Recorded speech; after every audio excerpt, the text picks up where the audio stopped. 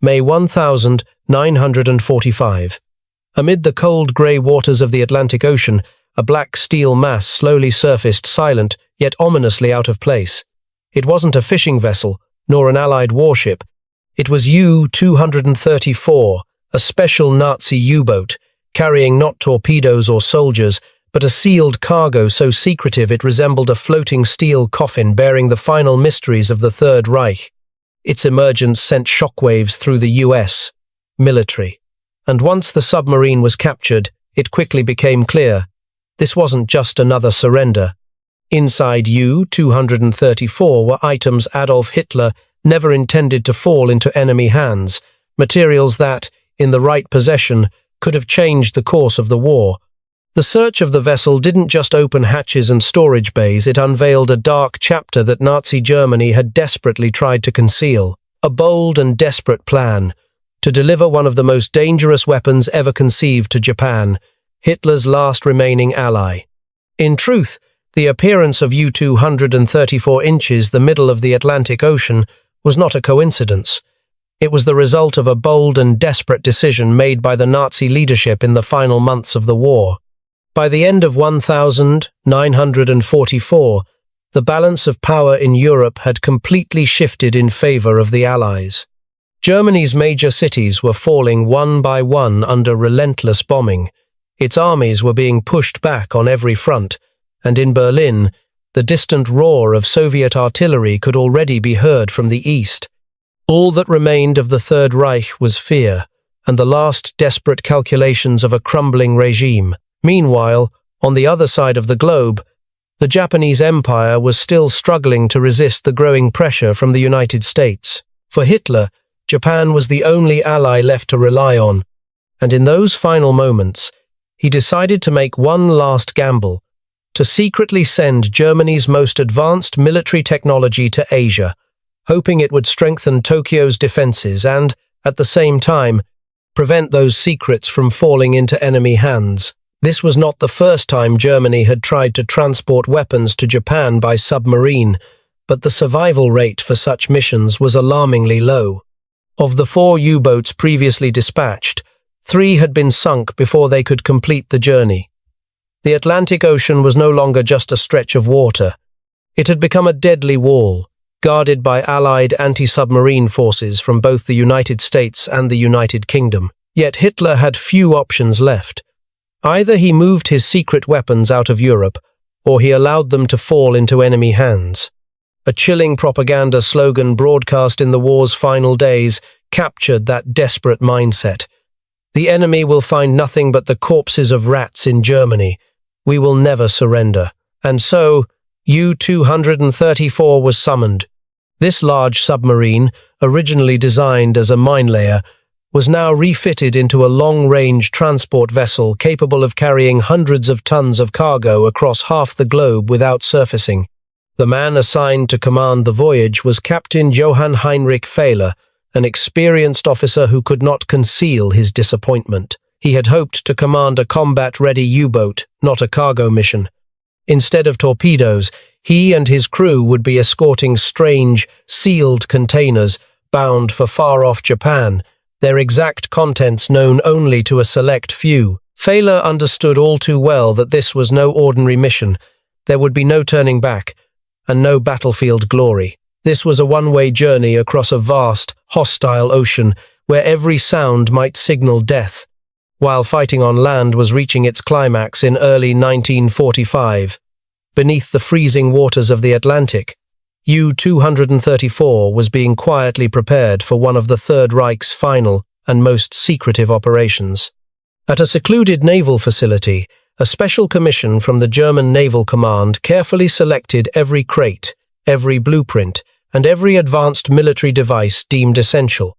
These were what Hitler considered his technological legacy, to be preserved at all costs before Germany collapsed. Once loading was complete, the massive U-boat carried nearly 240 tons of classified cargo, not including fuel, food, and backup supplies for a journey expected to last 6 to 9 months. Every inch of space inside the hull was used. From torpedo bays to disused mine shafts, every compartment was stuffed, This was no longer a weapon of war, but a floating warehouse, a mobile laboratory beneath the sea. In early March, U-234 docked at Kiel to take on its final passengers, technical experts, liaison officers, and 2 Japanese representatives. Then, on the evening of the 25th of March 1945, the submarine slipped away from Kiel under cover of darkness, vanishing into the ocean like a serpent retreating to its depths. It headed toward Kristiansand, Norway, for final equipment checks. During a snorkel system drill there, U-234 nearly collided with another U-boat, a minor accident, but one that left a lasting impression on those aboard. Fortunately, the damage was minimal. By mid-April, the vessel and her crew were ready. The mission was about to begin in earnest. On the 15th of April 1945, U-234 plunged into the icy waters of the North Sea, embarking on a transcontinental voyage, a mission carrying the final hopes of Nazi Germany and the secrets Hitler was determined to keep hidden from the world. The first 2 weeks were marked by suffocating tension. Captain Fehler ordered the submarine to remain at a deep cruising depth, relying solely on the snorkel system to run the engines, and strictly forbade any signal transmissions that might give away their position. U-234 moved slowly, cautiously skirting areas heavily patrolled by British and American naval forces. During that entire period, the submarine vanished from the map, no surfacing, no communication, nothing but a silent ghost drifting beneath the ocean. It wasn't until early May, after slipping past the most dangerous patrol zones, that the crew dared to surface briefly at night to recharge the batteries and transmit limited radio messages. But just as they reached calmer waters, shocking news from the surface began to echo through the narrow corridors of the submarine. On the 30th of April 1945, Adolf Hitler committed suicide in his bunker in Berlin. Within days, the entire Nazi regime collapsed like a shadow chased away by morning light. Then, on May 8, a clear radio transmission reached U-234. Admiral Karl Dönitz, Hitler's appointed successor, had ordered the unconditional surrender of all German forces, including the U-boat fleet. Inside U-234, the atmosphere grew thick with unease. No one said a word, but everyone understood the mission was over.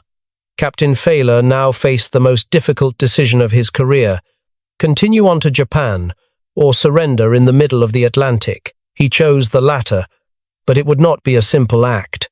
At that moment, U-234 was in a mid-Atlantic position, equidistant from the coasts of Britain, Canada, and the United States. Fehler believed surrendering to the Americans was the least bitter option, not just for himself, but for the well-being of his crew, and perhaps for the sake of military honor. He also hoped that the US would repatriate prisoners of war more swiftly than the British or the Soviets, both known for their indefinite detentions. And so, he ordered the submarine to change course, turning west toward the American coast. But before allowing himself and his men to fall into enemy hands, Fehler had one final task, cold and calculated, but absolutely necessary: the destruction of anything that could be considered a gift to the Allies. He issued orders to purge the vessel radar detectors, encrypted radio systems, codebooks, classified documents, even components related to the Enigma machine. All were thrown into the depths of the sea, lost forever beneath the cold Atlantic waves. And then, tragedy struck. The 2 Japanese officers aboard the submarine, upon hearing that Germany had surrendered, chose death. They quietly overdosed on poison in their private cabin, refusing to accept the prospect of being captured alive by the enemy.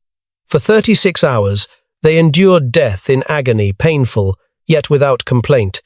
When they finally drew their last breaths, the entire German crew silently wrapped their bodies in white cloth and lowered them into the sea.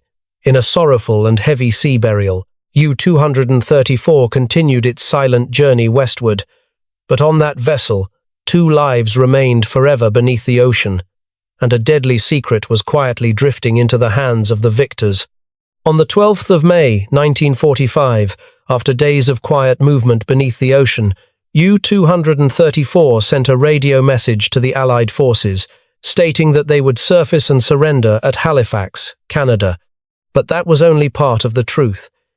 In reality, Captain Johann Heinrich Fehler had quietly changed course, steering the submarine toward the US coast, where he believed he and his crew would be treated more humanely. However, the discrepancy between their declared intentions and actual heading quickly caught the attention of the Americans. Not letting the opportunity slip, the US Navy promptly dispatched 2 warships, including the destroyer escort USS Sutton, DE 771, to intercept the wandering U-boat in the middle of the sea. On the evening of May 14, radar aboard the USS Sutton detected an unidentified vessel about 18,000 yards off the Grand Banks off the coast of Newfoundland. Amid dense salt mist and gloomy waters, the American crew began preparing for an unprecedented encounter. No one knew exactly what awaited them, an orderly surrender, or perhaps one last trap from a dying empire. At 9:41 p.m., the German submarine slowly surfaced, its hull stained with salt and the wear of a long journey. A white flag was raised, fluttering in the wind as a symbol of surrender. The American sailors held their breath, watching every movement on U-234's deck. In that moment, though no shots were fired, both sides were on edge, as if bracing for battle. With their fingers still tight on their triggers, the American soldiers moved toward the German vessel, now rocking gently in the night sea. When the hatch opened, the faces of the German sailors emerged under the floodlights, worn, exhausted, but carrying a hint of relief. Gone was the arrogance so often seen in Nazi propaganda. All that remained was the quiet resignation of men who knew they had lost. As the German crew raised their hands in compliance, the Americans slightly lowered their weapons, but no one fully let down their guard. A few glances passed between them, distant, cold, yet filled with the deep fatigue of men who had lived too long in war. The takeover unfolded smoothly, no gunfire, no shouting. The Americans stepped onto the deck of the German submarine, inspecting each compartment with the caution of men walking through a minefield. Weapons still in hand, they moved carefully, but tension soon gave way to discipline. From that moment, command of U-234 officially transferred to the Americans. Escorted by the USS Sutton, the submarine laden with Hitler's secrets began its final voyage toward the shores of the United States. Nearly 5 days later, in the early morning of the 19th of May 1945, U-234 docked at the Portsmouth Naval Shipyard in New Hampshire.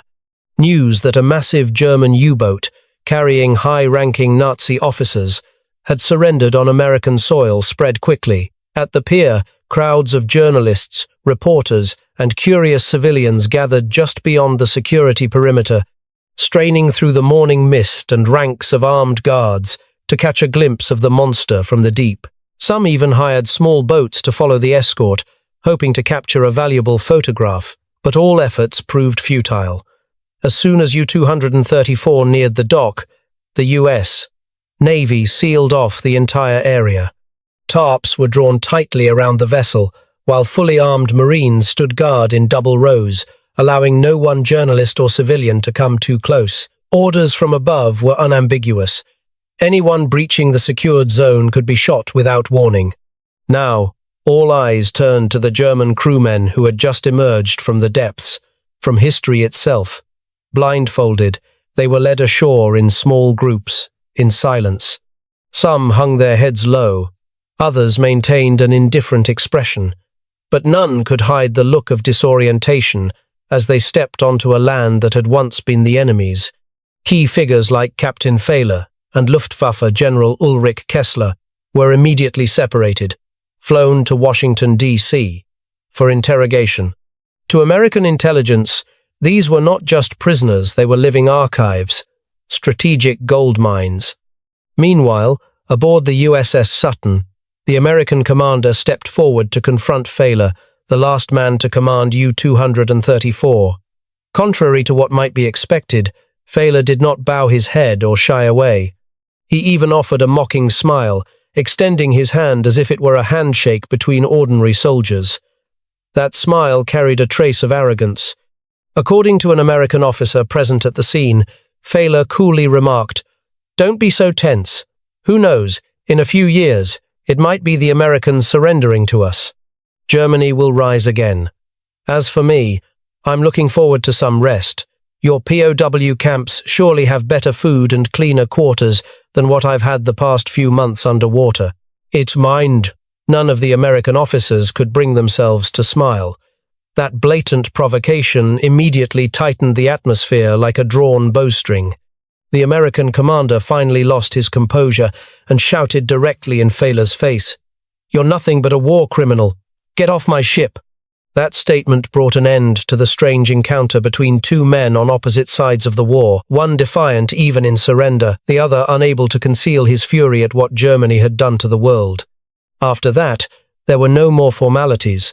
Fehler and the entire group of German officers were blindfolded, lightly bound at the wrists, and led down to the pier one by one, bringing the final journey of U-234 to a close, a submarine that carried not just cargo, but the dying dreams of Adolf Hitler.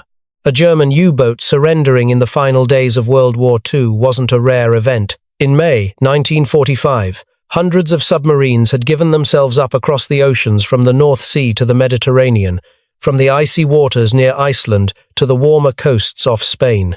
But only one U-boat triggered an emergency meeting among US Navy commanders, demanded the presence of top technical experts within 24 hours, and forced the entire Portsmouth dockyard into lockdown under maximum security. That submarine was U-234. As soon as the vessel was towed into the Navy yard and its crew placed under strict isolation, a special team of US Navy technicians was dispatched to inspect the submarine from bow to stern. They didn't know exactly what they would find, but initial intelligence reports and early interrogation hints suggested that U-234 was anything but ordinary.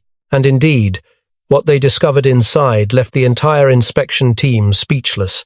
The storage compartments, once opened, didn't contain torpedoes or fuel like usual, but rather dozens of heavy metal crates, each meticulously numbered and sealed with multiple layers of lead.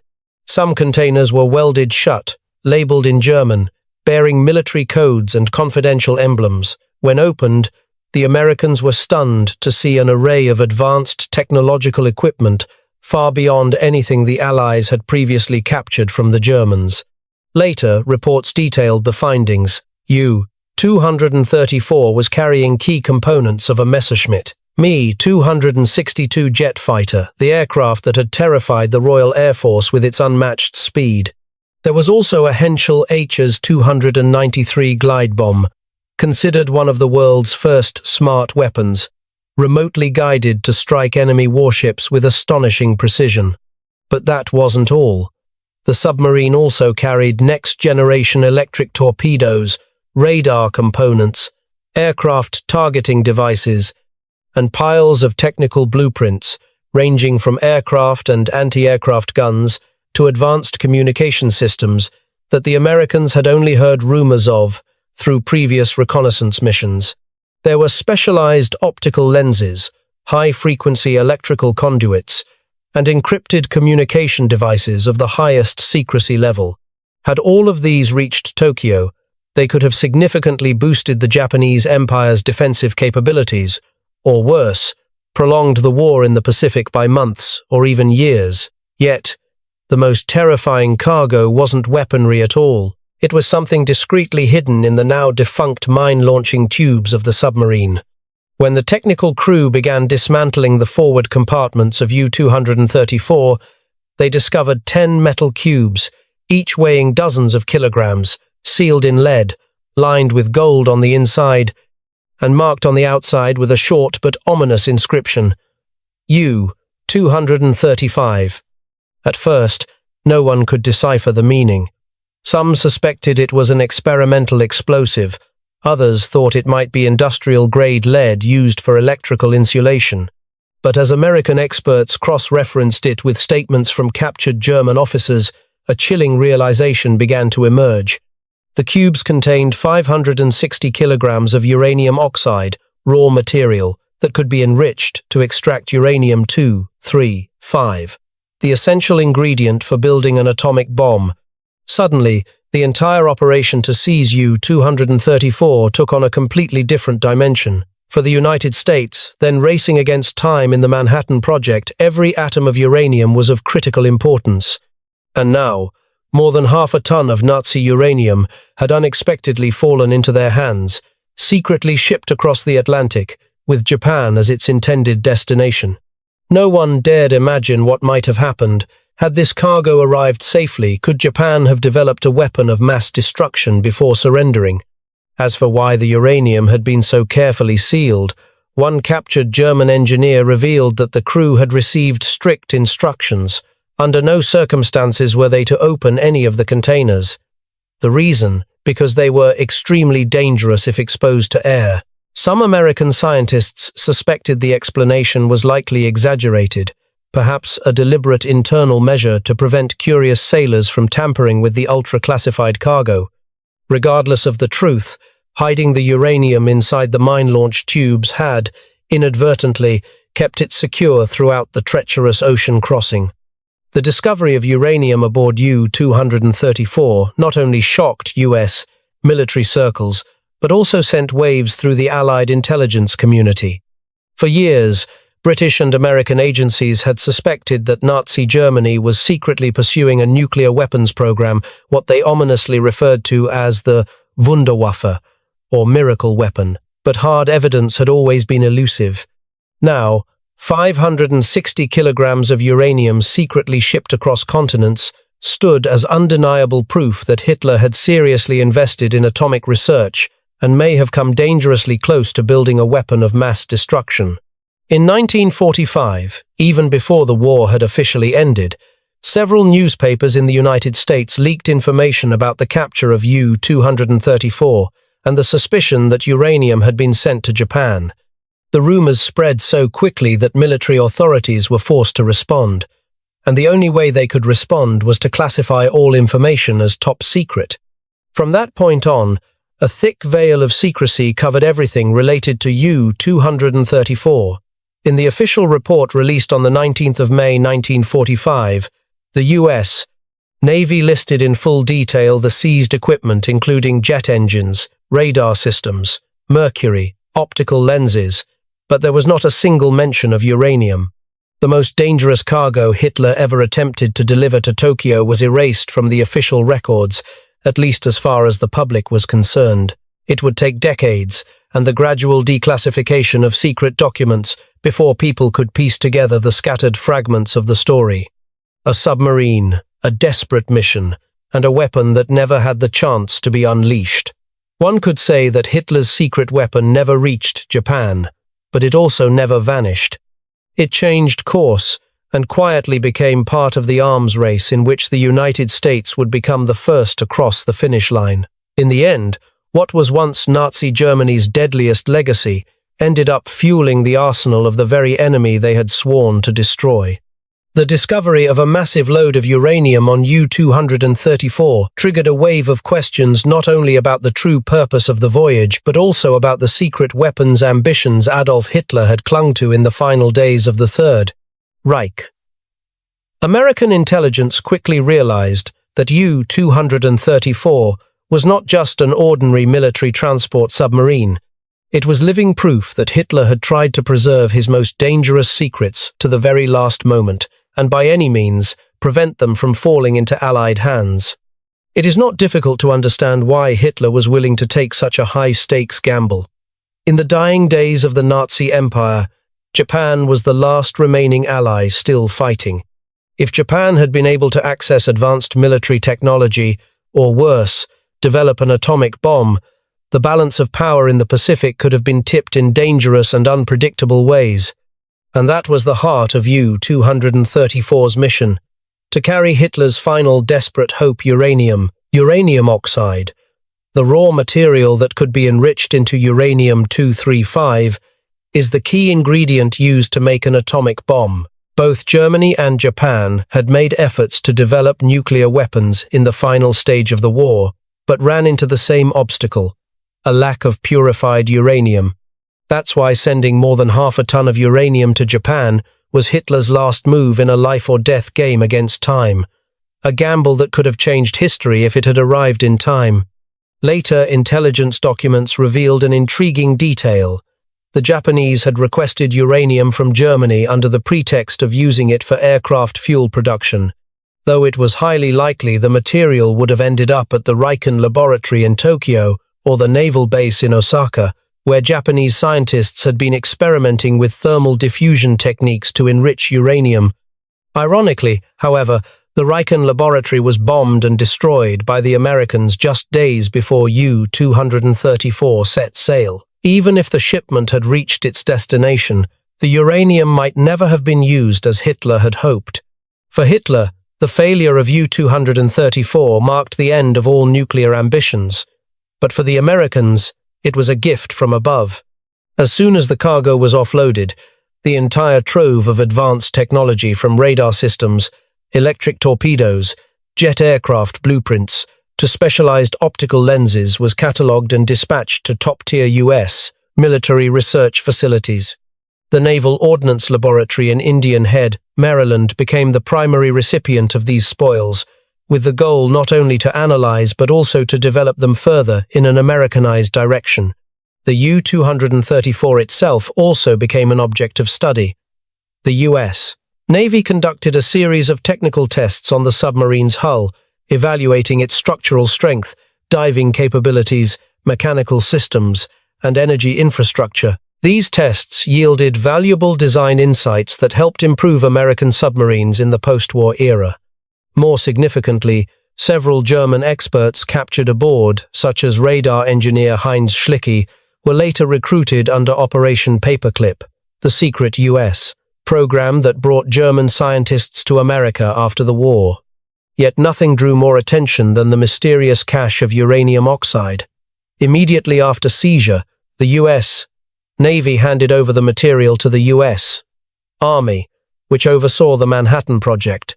According to later declassified records, Major John Vance, an intelligence officer attached to the program, personally supervised the reception and transport of the uranium from U-234 to the Los Alamos laboratory. At that time, the urgency was extreme. The United States was racing to complete its first atomic bomb, but was still short of the purified uranium needed to create the weapon's core.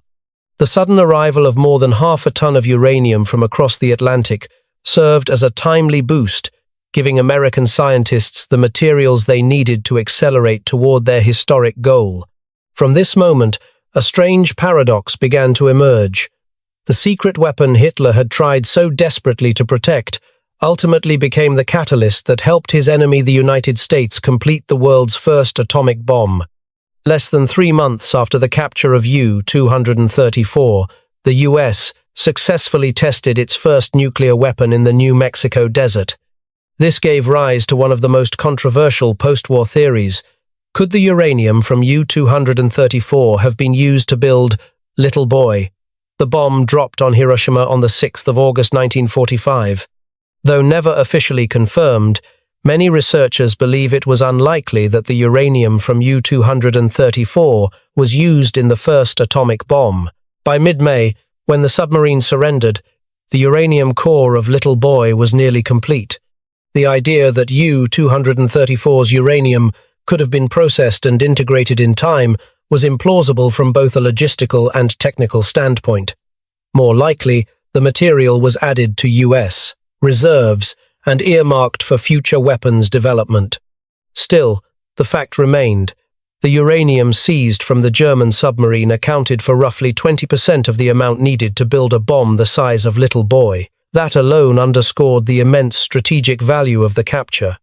After being thoroughly exploited for every possible asset from intelligence and military technology to nuclear materials, U-234 had outlived its usefulness to the United States Navy.